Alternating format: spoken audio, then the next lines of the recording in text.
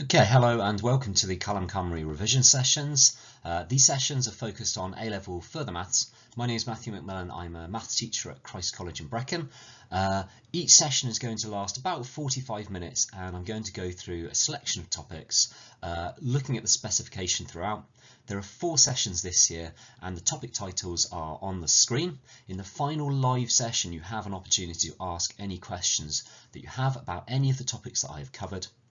Today we're going to be looking at solving trigonometric equations as well as some integration work. Okay, so we have a copy of the part of the specification that we require. Solving trigonometric equations. Now something to note is anything involving proving these identities will not be set. It's still useful, I guess, that you might have seen them.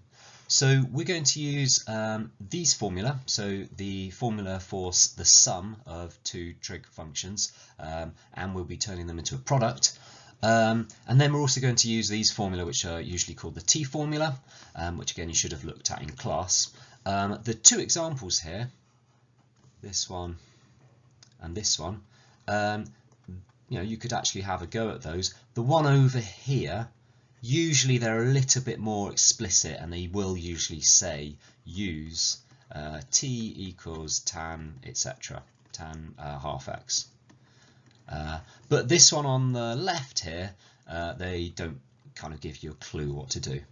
The other thing that we're just going to sort of touch on is thinking about the general solution of a trigonometric equation, because in your normal maths course you're often just asked to find the solutions between certain values. Usually it's between 0 and 2 pi or 0 and 360, whereas we're looking at writing a general representation of the solutions. We'll start by looking at the T formula. Okay, so we won't be asked to prove the T formula. However, it's probably useful just to remind ourselves where it comes from. I've got the formula booklet on the left, and on the right here I've just got a triangle. That angle there we could call A, so this angle in here is going to be half times A, and because the tan of an angle is the opposite divided by the adjacent, we must have opposite the angle is T and adjacent to the angle is 1. So if I work out the hypotenuse of just this little triangle here, it's going to be 1 squared plus t squared square rooted. I guess 1 squared is just 1. That allows me to work out the sine of half a. Well, that's the opposite divided by the hypotenuse, so t over root 1 plus t squared, and also the cosine of half a. So that's the adjacent, which is 1 divided by the hypotenuse, so square root of 1 plus t squared. But we've got expressions for sine and cosine of half a, and they're saying that they can get an expression for sine of a. There are a few ways that you can go about then finding sine a, cosine a. One way is using the trig identities here. So from the formula book, if we change that to a plus a, well, that's sine 2a. And this is something you'll be using in your normal maths course. That equals 2 sine a cos a. One you probably just remembered. So we'll use that fact. Sine 2 times the angle, and the angle that we've got is half a. And that equals 2 times the sine of the angle. Now the angle that we're dealing with now is this one here. So 2 times t over the square root of 1 plus t squared times, and then it says the cosine of angle A, and we're dealing with a half a, aren't we? So it's going to be 1 over square root 1 plus t squared. So 2 times t times 1, that's 2t as the numerator, and then the square root of something times the square root of the same thing, that gives us 1 plus t squared. So that is the first one, this one. We'll do the same for cosine. I'm guessing because I'm kind of doubling, let's write it down, cosine 2 lots of half a. That means I'm probably looking at this formula and replacing that for an a. That is going to give us, well, I guess that's going to be cos a, so cos squared a. And it's going to be a minus, and it's going to be sine a, so sine squared a. Again, probably something you've just remembered for your normal maths course.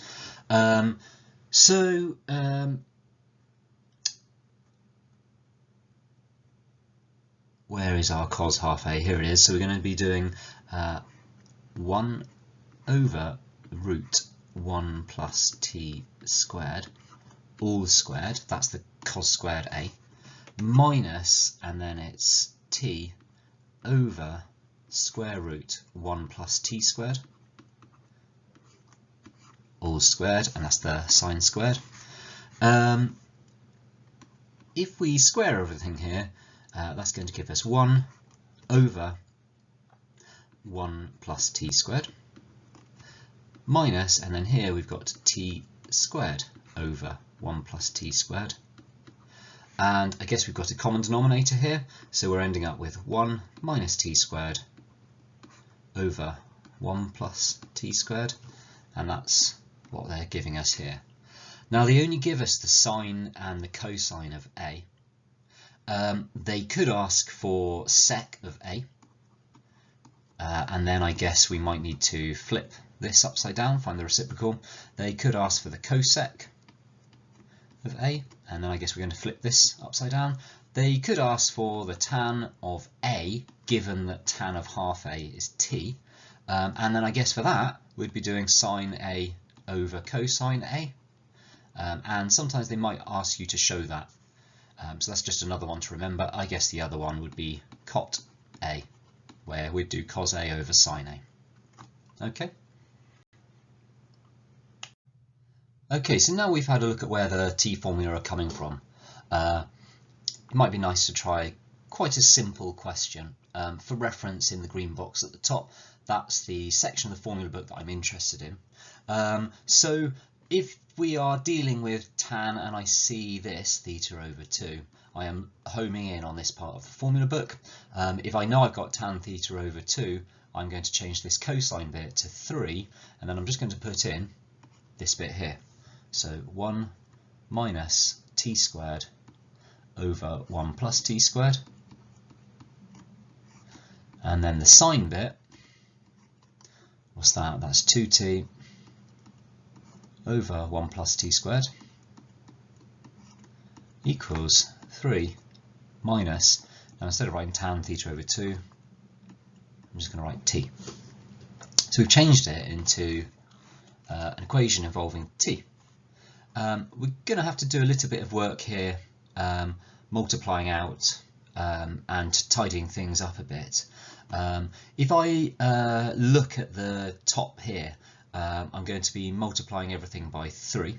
So we're going to get 3 times 1 and then 3 times minus t squared, so minus 3t squared. And over here I'm multiplying 4 by 2t, so we get 8t. And I can write this with a common denominator because the two denominators are the same. So we get 1 plus t squared equals 3 minus t. Now, if we bring the denominator over to the right hand side, we're going to get 3 minus t and then 1 plus t squared. Let's multiply that out.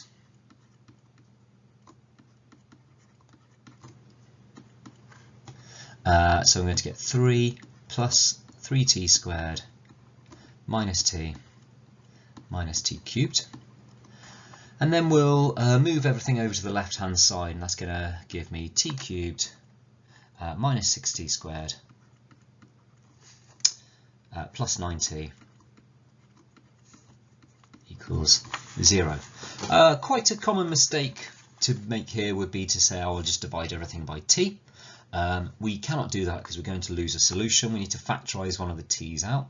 So we're going to factorise a t, and that gives us t squared minus 6t plus 9 equals 0. And that, if we factorise the bracket bit, we're going to get t minus 3 squared equals 0.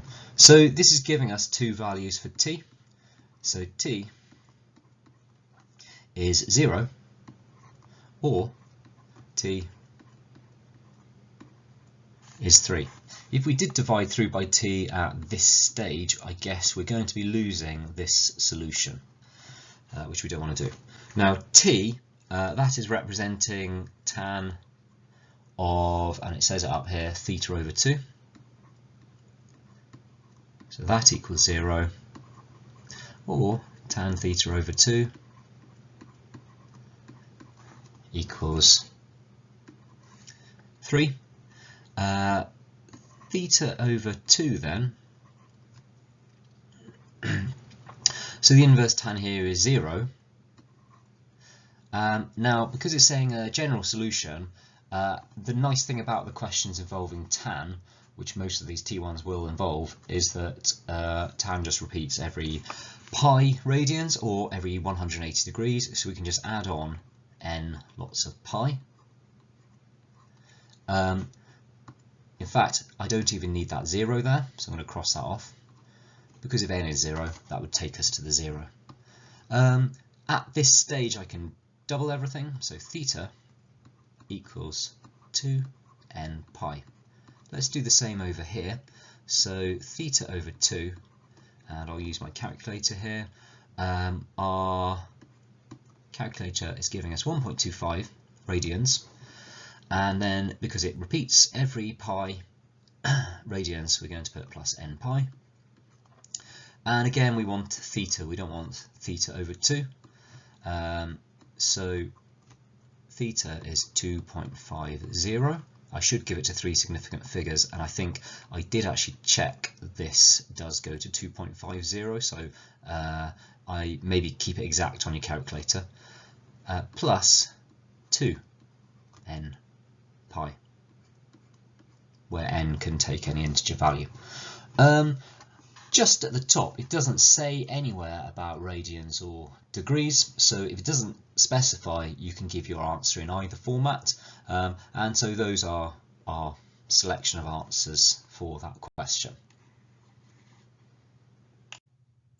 Okay, so let's look at a slightly more difficult example using the t formula.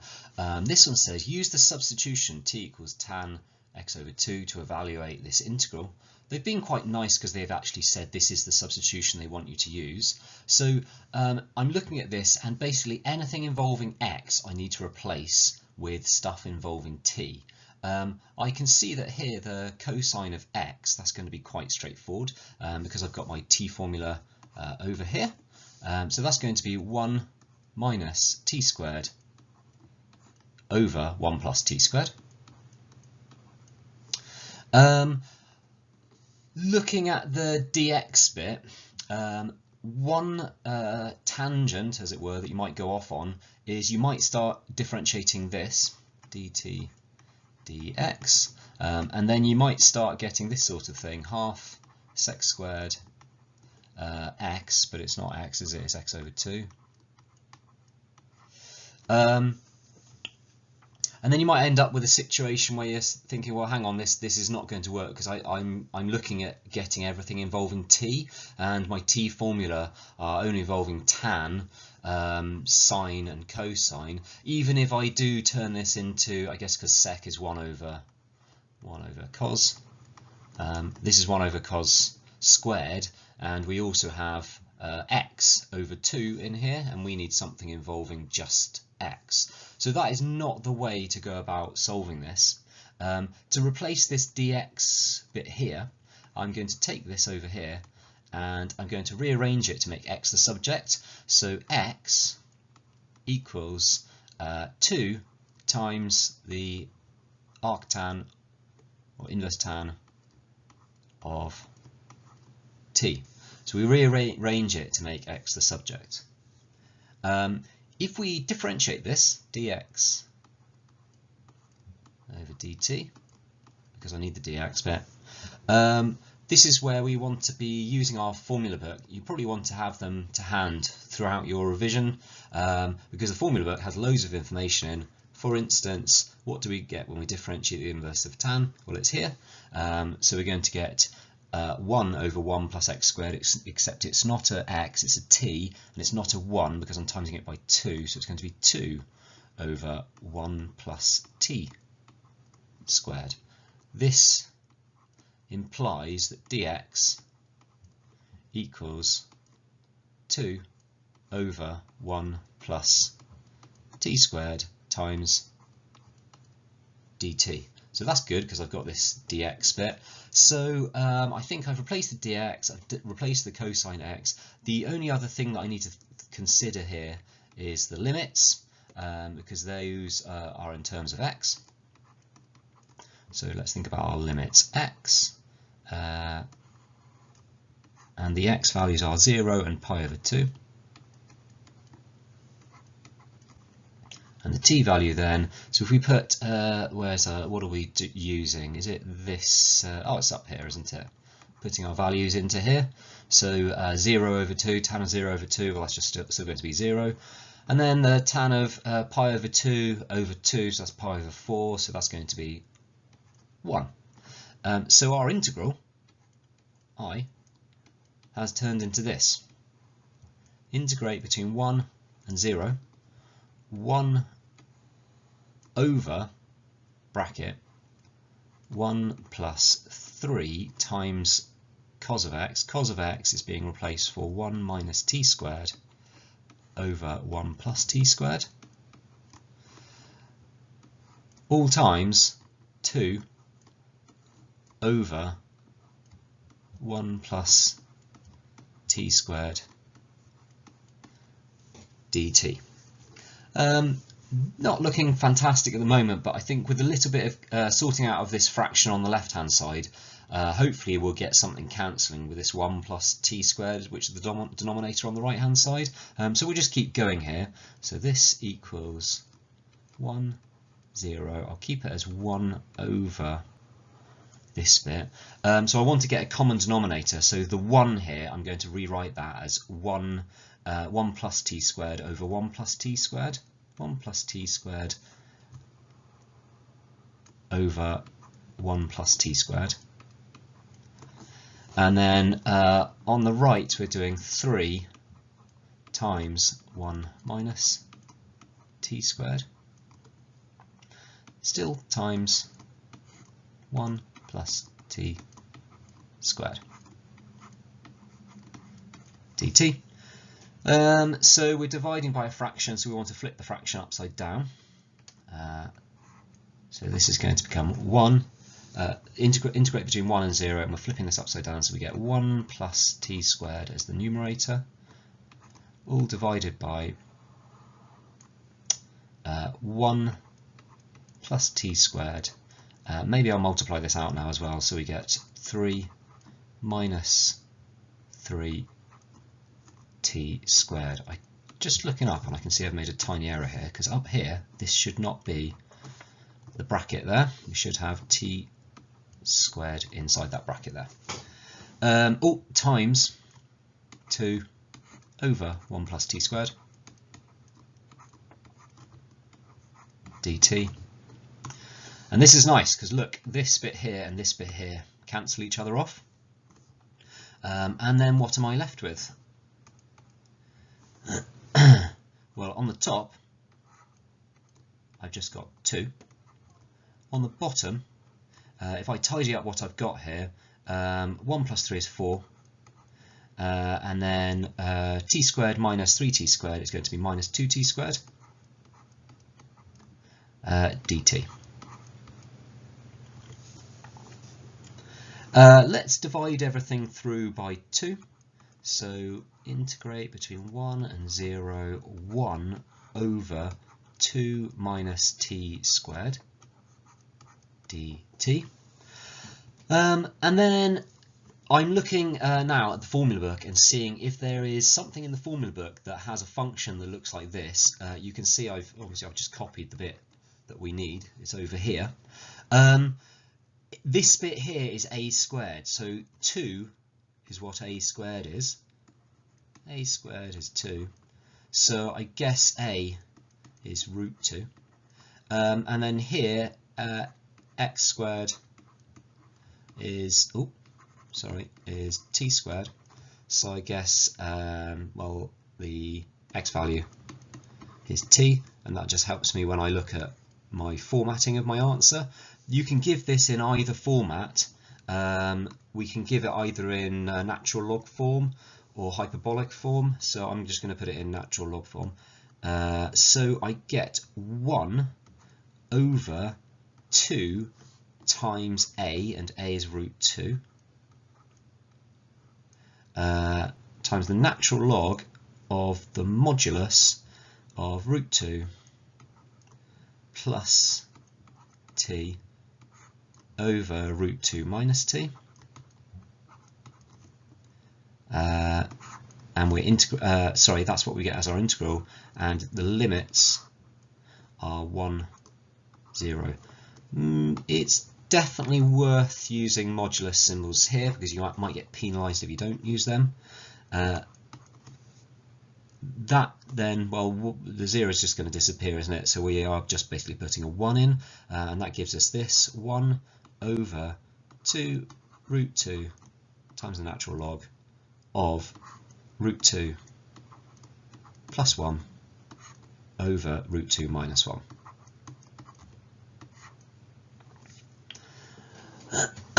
Now, it doesn't actually say at the top, give it in exact form, but that's kind of what I would expect. So that's a slightly more tricky question involving the t formula.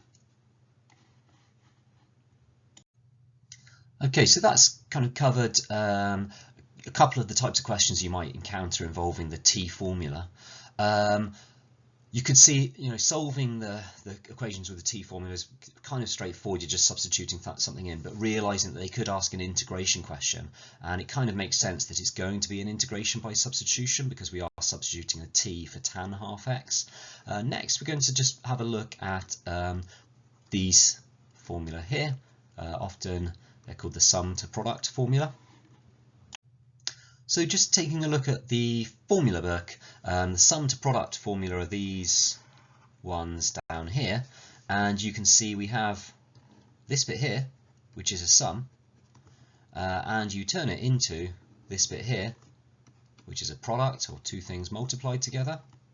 As I've stated before, we do not have to worry about proving these. However, you probably should have been shown how we get them.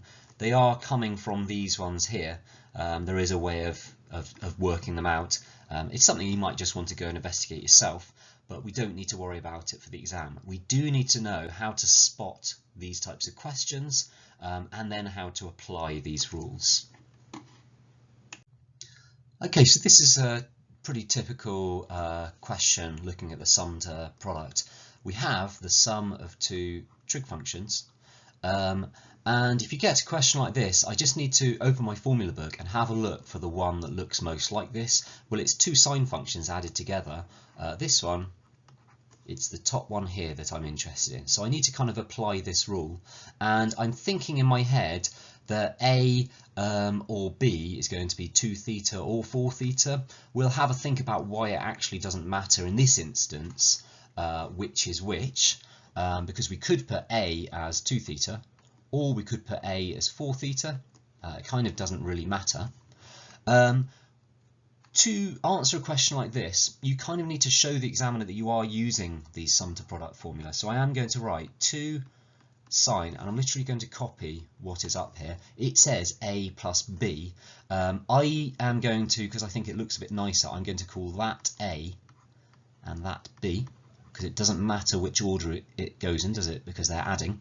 So A is 4 theta, so I get 4 theta plus 2 theta over 2 times, and then it says cosine of 4 theta minus 2 theta. over 2.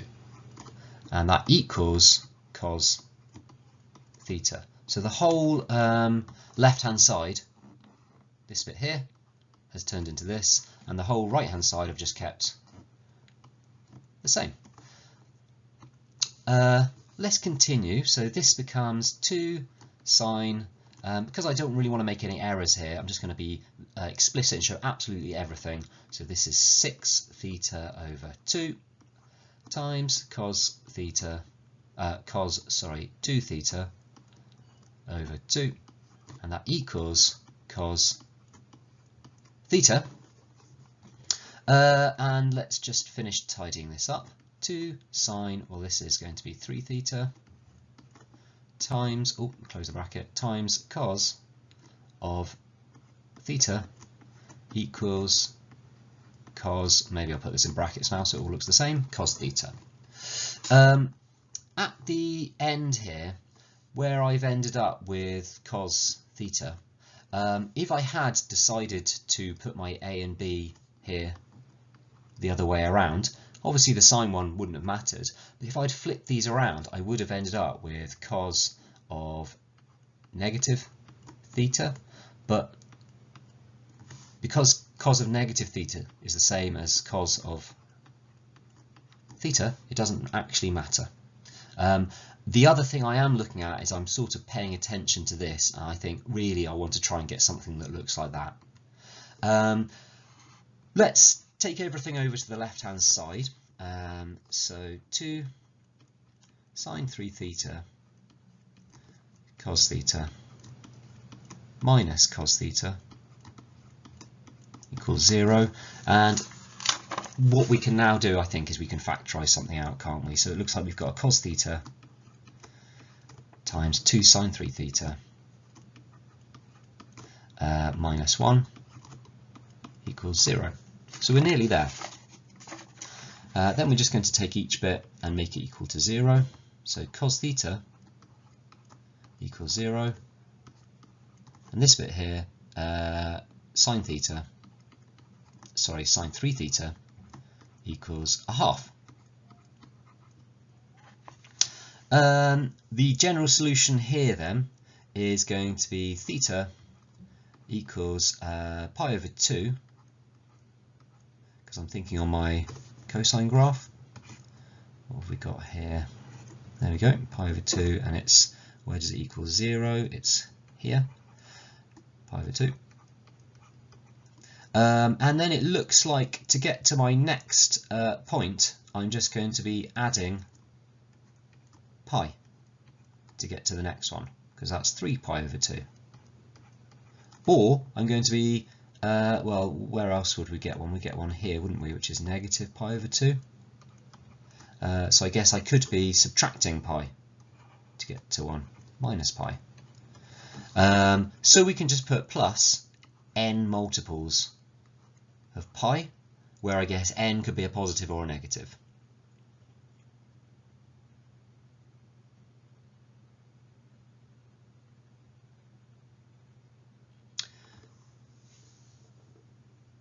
Now, over this side, if we solve this, we're going to get 3 theta equals, so if we do the inverse sine of a half, we get pi over 6. And what we want to do is we want to find all of our solutions at this stage. So I'll just draw my sine curve. In fact, I'll draw a little bit more. So our pi over 6 is somewhere here. Pi over 6. I know I'm going to get one here as well. So that's 5 pi over 6. To get all my others, I think I need to add on 2 pi to get to the next one. And to get to this next one, I'm going to add on another 2 pi to that. So my general solutions here, I think I'm going to add 2n pi, that's one solution, and this one is going to be 5 pi over 6 add 2n n pi. Haven't quite finished because I then need to think about dividing through by 3. So theta is going to be pi over 18, dividing that by 3, plus 2/3 n pi, or 5 pi over 18, plus 2/3 n pi. So that is a sum to product type of question with the general solutions there at the bottom. Okay, so we've got a few kind of bonus questions that you could have a look at. What I recommend is that you just pause the video now and just have a go at this question. It starts off with a little bit of substitution into what you can see on screen using the T formula, and then there's a little bit of integration by substitution. Now if I move on to the next slide.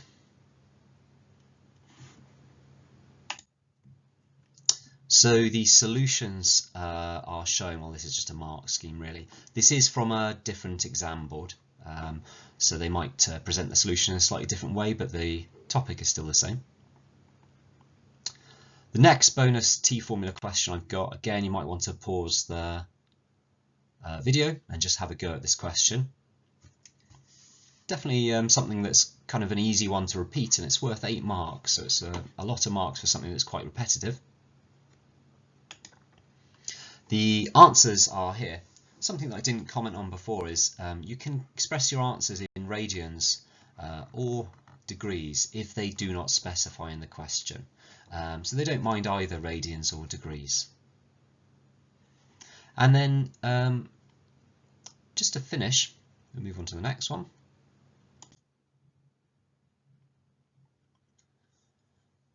So again, you might want to pause the video here, and you have a sum. So you're going to use your sum to product formula. You might want to get your formula book out. Now, as you're doing this question, you might realise there's a few different ways of approaching this, so I'll just let you think about that. And then if we move on, the solutions are here.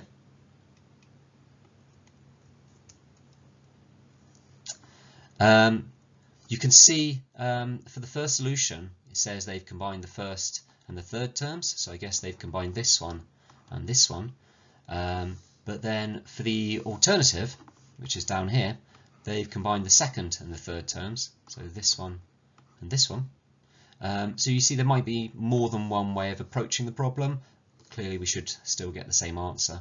And then other forms of showing your answer, because this one's a little bit awkward as a general form or a general solution, and also degrees, all of them are acceptable. Okay, so that concludes this session on further trigonometry. We've had a look at using the T formula, and we've had a look at using the sum to product formula. And then there was also the questions which involved the T formula and an integration by substitution. We've also just considered the general solution of a trigonometric equation, where I'd recommend maybe you just do a little sketch of each of the curves. Do remember you won't need to prove them, but it's worth just going back and checking where the proofs come from. So that's the end of our solving trig equations. If you missed last week's session, we looked at De Moivre's theorem, and then next week's session we'll look at matrices, and obviously we'll pay attention to the specification to make sure that we don't miss anything. The final session then, I might quickly review what I've covered, but I'd like to look at polar coordinates, and particularly thinking about finding the area of a graph.